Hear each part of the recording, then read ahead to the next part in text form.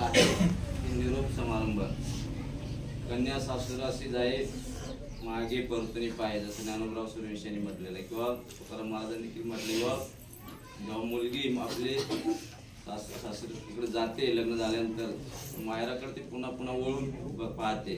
असे म्हणतात की माहेरचं पुत्र जरी आलं तर त्यावेळी ते अप्रूप वाटतं तिला. जेव्हा बदल्या होणार नाहीत असे आम्हाला वाटलं होतं की अचानक असं होईल असंही वाटलं नाही, परंतु असा प्रसंग उद्भवला. 2018 साली ज्यावेळी आम्हाला हे गाव भेटलं, खरं तर हे गाव मी मुद्दाम मागून घेतलं होतं की ज्या गावात आपल्याला काम करण्याची संधी आहे. मी अगोदर खडाळ्याला होतो इथंच, त्यामुळे मला माहित होतं सगळं की या गावात भटक्या जमातीची मुलं आहेत, पारधी समाजाची मुलं आहेत.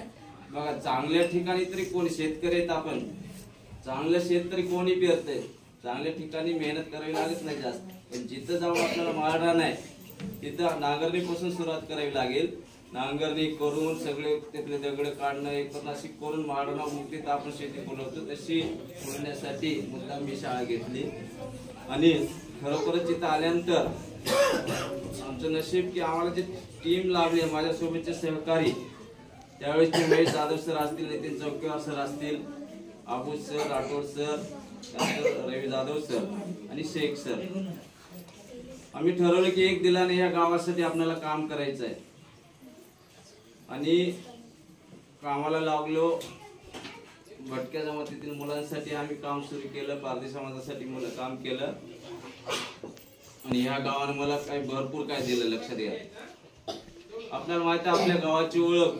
कुठे जरी परभणी जिल्ह्यात गेलात कमलापूर मध्ये पहिलं म्हटलं जाते पारध्याचं गाव का, त्यानंतर दुसरी ओळख आहे की गजुमाईचं कमलापूर का.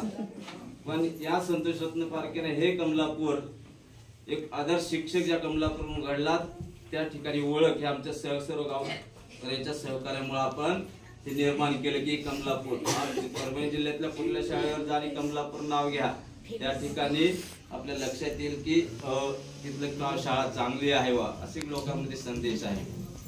आणि त्या दृष्टीनेच आपल्याकडे जे बांधव आलेले खूप चांगल्या प्रकारे आलेले आहेत. या शाळेमध्ये बरंच काही करायचं राहून गेलं, कारण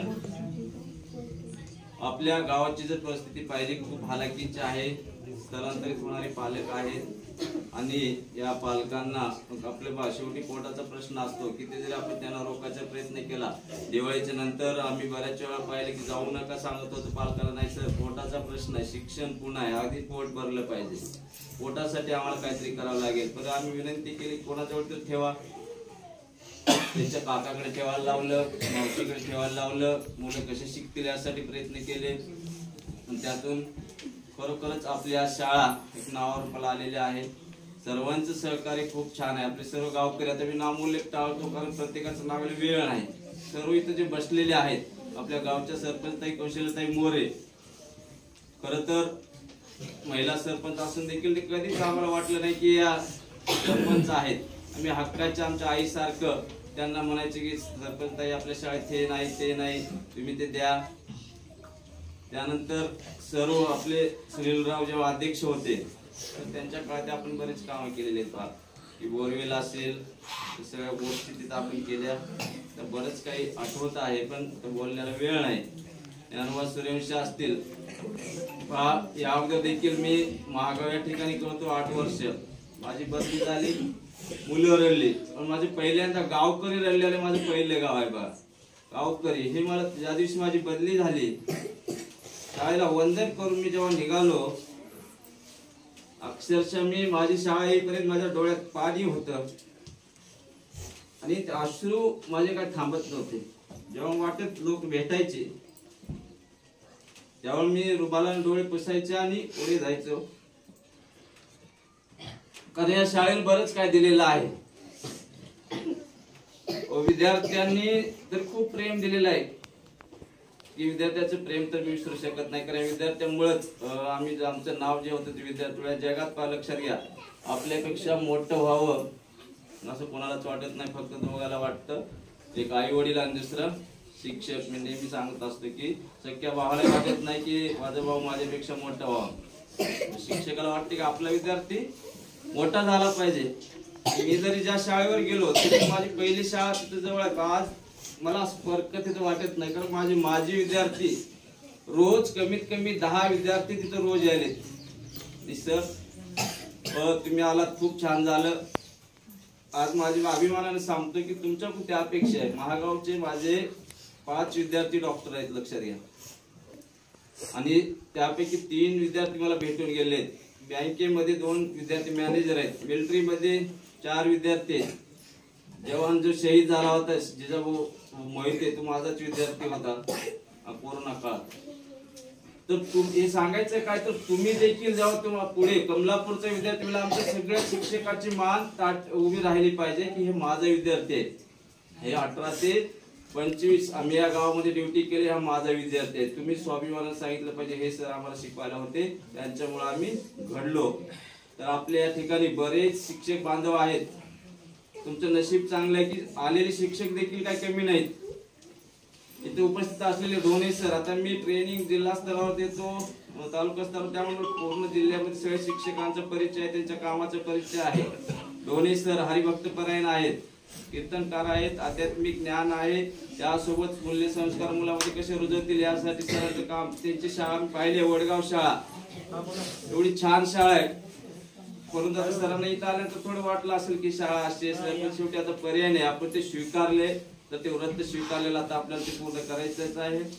या शाळेसाठी जेव्हा आपण झाडे लावली, त्याला आपण मुलासारखं जपलं, कारण आपल्या गावची परिस्थिती माहित आहे की झाड लावलं तर दुसऱ्या दिवशी उपटेलं जायचं, ते चोरून नेलं कोणीतरी असं ऐकण्यात यायचं. पण त्यासाठी आम्ही प्रयत्न केले की मुलासारखं झाडाला जपलं. आणि त्या झाडाला आपण दरवर्षी पाहतो, वाढदिवस असतो, माहित आहे ना किती तारखेला असतो, किती असतो, बरोबर आहे.